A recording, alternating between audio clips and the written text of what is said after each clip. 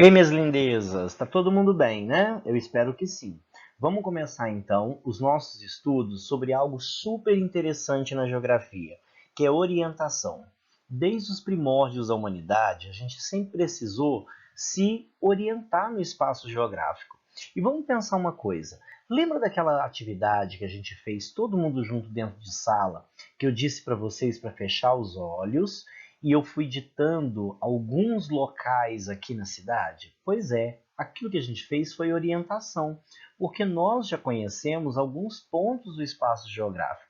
Pois muito bem, nós vamos compreender as técnicas, quais são os métodos, quais são as ferramentas que a gente vai usar na orientação. Então, todo mundo abrindo o livro na página 218 e bora estudar. Mas antes de qualquer coisa, a gente precisa corrigir as atividades que eu passei anteriormente para vocês. Pois muito bem, na número 1, qualquer resposta que vocês tenham se orientado sobre o movimento de translação, que é aquele que ocorre da Terra em torno do Sol, está certinho. Na número 2, é só vocês colocarem na tabelinha que vocês vão desenhar, ou vocês vão escrever no caderno de vocês, que é solstícios A e C, equinócios B e D. E sobre a número 3, bem, essa resposta é bem pessoal. Eu, por exemplo, adoro o inverno, é a estação que eu mais gosto. Claro que eu não vou deixar de gostar das outras. Cada uma delas tem algo que é super interessante e super bonito de se ver. Tem piscina no verão, tem praia no verão, tem cachoeira no verão, tem as frutas maravilhosas entre a primavera. E no outono também aparece um monte de fruta super gostosa. Então, olha só, tem um monte de coisas legais em cada uma delas. Cada um de nós vai gostar de uma, não é mesmo? Pois muito bem, no início do vídeo eu disse para vocês que a aula de hoje é sobre orientação. Vamos pensar um pouquinho. Tudo que a gente vai fazer no nosso dia a dia, a gente se orienta, mesmo que seja em uma visão micro ou numa visão macro. Todo mundo lembra qual é a diferença entre micro e macro. Macro é quando eu tenho a totalidade, o todo. Micro é uma visão recortada, é menor, é mini. O próprio nome já diz, micro. Vamos lá. Vocês estão sentados agora para poder fazer as atividades, correto? Então vamos olhar em volta da casa da gente. Se vocês fecharem os olhos, vocês conseguem levantar e ir até a cozinha? Muito bem. Por que isso? Porque o cérebro da gente já mapeou o espaço geográfico que a gente frequenta. Mesmo se a gente não está lá na escola agora, mas todo mundo consegue visualizar a escola? Muito bem, porque ela é um ponto de referência dentro do espaço geográfico. Isso é orientação. E na aula de hoje a gente vai aprender um pouquinho sobre orientação.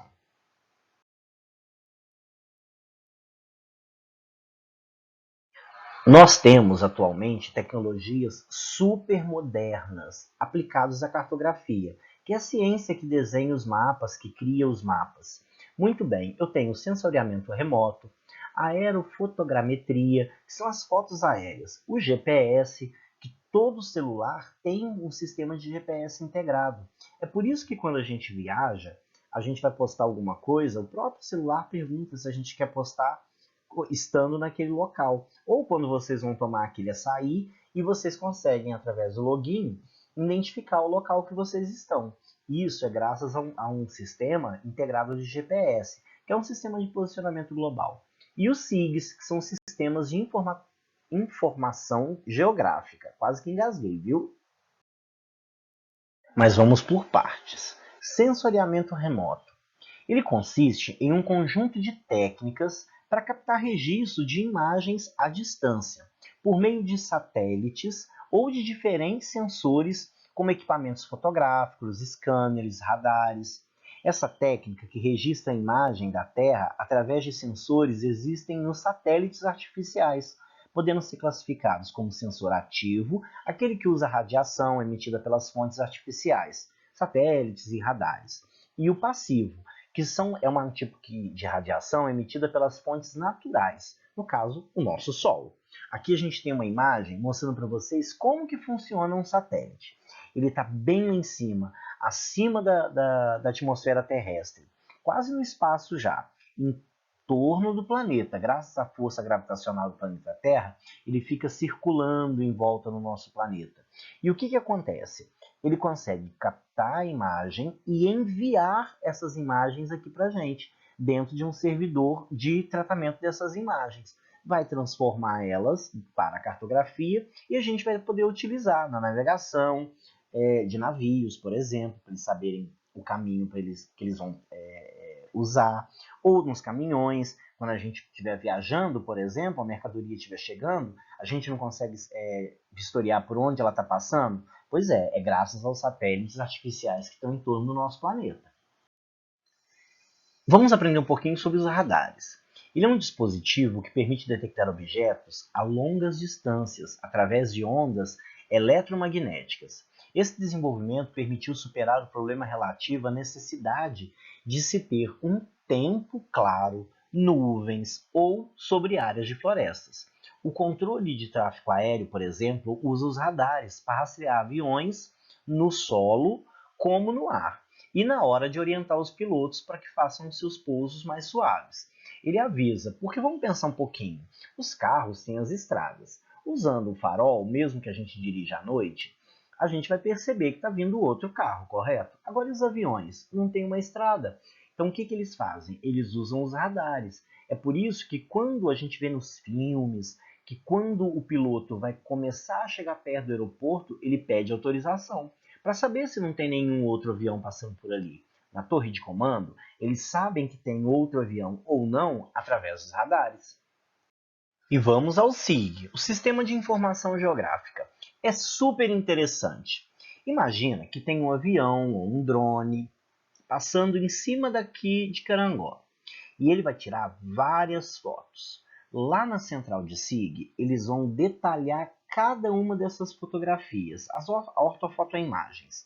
O que eles vão fazer? Eles vão fazer um conjunto de tecnologias que é relacionado a essa informação e ao monitoramento do nosso espaço geográfico.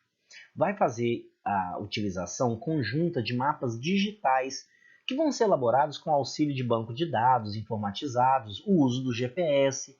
Esses sistemas permitem coletar, armazenar, processar, recuperar, correlacionar e analisar um monte de informações e vai gerar uma grande diversidade de mapas e gráficos para que a gente possa estar usando dentro da necessidade.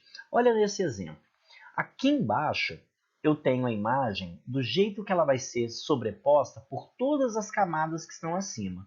Olha só, gente, só com uma fotografia, os sensores remotos, os cartógrafos que trabalham com essas novas tecnologias, eles vão fazer vários tipos de mapas diferentes. Por exemplo, a base topográfica, que é a altimetria do terreno, as parcelas do terreno, os zoneamentos, se tem algum terreno de várzea, se tem áreas que são mais úmidas, como que é a cobertura do solo, como é o tipo de solo, qual que é o controle de pesquisa. Eles vão sobrepor todas essas imagens. Vocês já perceberam que às vezes a gente vê uma imagem pela internet, ou pela TV, ou usando nosso celular, e ela tem um monte de informação ao mesmo tempo nela? Pois é, ela é um conjunto de várias imagens sobrepostas. E quem fez isso foi o SIG, o Sistema de Informação Geográfica. Esse tipo de tecnologia é muito utilizado para o monitoramento de áreas florestais. Nessa imagem, por exemplo, a gente consegue ver via satélite onde tem foco de incêndio na região amazônica. Onde está em vermelho, por exemplo, foi destacado locais que têm focos de incêndio. Foi feita da forma que eu ensinei anteriormente. Tira uma foto observando o registro via satélite e vai colocando informações em cima dessa foto. A polícia utiliza com o objetivo de detectar a velocidade dos automóveis. Por isso que tem aqueles radares que quando a gente está viajando, o pai da gente sempre fica atento aos radares que tem nas estradas. A NASA, que é a agência espacial americana lá nos Estados Unidos, utiliza para mapear a Terra e outros planetas, para rastrear satélites e fragmentos espaciais. Os militares, por sua vez, eles usam os radares para detectar inimigos e guiar suas armas até os alvos. Os meteorologistas, para ver a previsão do tempo, por exemplo, para rastrear tempestades, furacões, tornados. Até o dispositivo que faz as portas das lojas abrirem automaticamente é um tipo de radar que consegue detectar a presença de alguém. E o aparelho de GPS? Parece complicado, mas ele é mais fácil do que a gente imagina. Ele é um sistema de posicionamento global. Utiliza sinais emitidos por satélites, cujas aplicações são amplamente utilizadas nos transportes marítimos, terrestres, aéreos. Para vocês terem uma ideia, tem 24 satélites que ficam em órbita em volta do nosso planeta e são utilizados nesse processo. Eles têm 6 rotas diferentes, desenvolvidos com o contexto na Guerra Fria, após a Segunda Guerra Mundial. O sistema de GPS, como ele é composto basicamente por 3 partes, ele vai utilizar os satélites que estão distribuídos pela órbita do nosso planeta, estão aproximadamente a 20.200 quilômetros de altura, bem alto, hein? Uma rede de estação de tratamento dessas imagens que estão espalhadas por todo o planeta e faz o controle dos satélites aqui na Terra, e o aparelho do usuário, que é o receptor de GPS, como esse do exemplo, que pode ser colocado no carro. Lembrando que os celulares também têm aplicativos de GPS, que você consegue fazer o monitoramento das pessoas, pode fazer o seu monitoramento para saber onde você está. Mas espera aí, e quando não tinha todas essas tecnologias, será que as pessoas se perdiam? Algumas delas sim, outras criaram algumas técnicas, que tudo começou com um símbolo para nós na geografia, e a gente vai ver ele a seguir. Essa é a rosa dos ventos, é um dos símbolos da geografia. Os navegadores, quando não tinha todos os GPS, os celulares, esses aplicativos super modernos, eles utilizavam vários equipamentos, todos embasados com a rosa dos ventos. Pois muito bem, olhando assim ela parece complicada, e na verdade não é, é muito fácil. Mas eu aposto que vocês estão olhando aí essa letra L destacada. O que acontece? Todos os países latinos do planeta, de origem de língua latina, português, o francês, o espanhol, o que acontecia com ele, o italiano? Eles usavam este e não leste, igual a gente. Então houve uma convenção cartográfica, um acordo internacional. E a partir daí, todo mundo começou a usar este. Ah, então está errado aonde eu vejo? Na verdade, não. Essas adequações, todo mundo tem 10 anos para cumprir.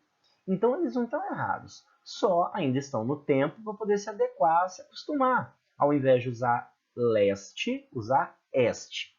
Nós temos os pontos cardeais, norte, sul, este e oeste. Temos os pontos colaterais, que estão entre os cardeais. Entre o norte e o oeste, eu vou ter o nordeste.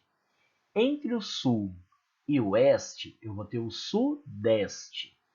Entre o norte e o oeste, eu vou ter o noroeste. Entre o sul e o oeste, eu vou ter o sudoeste.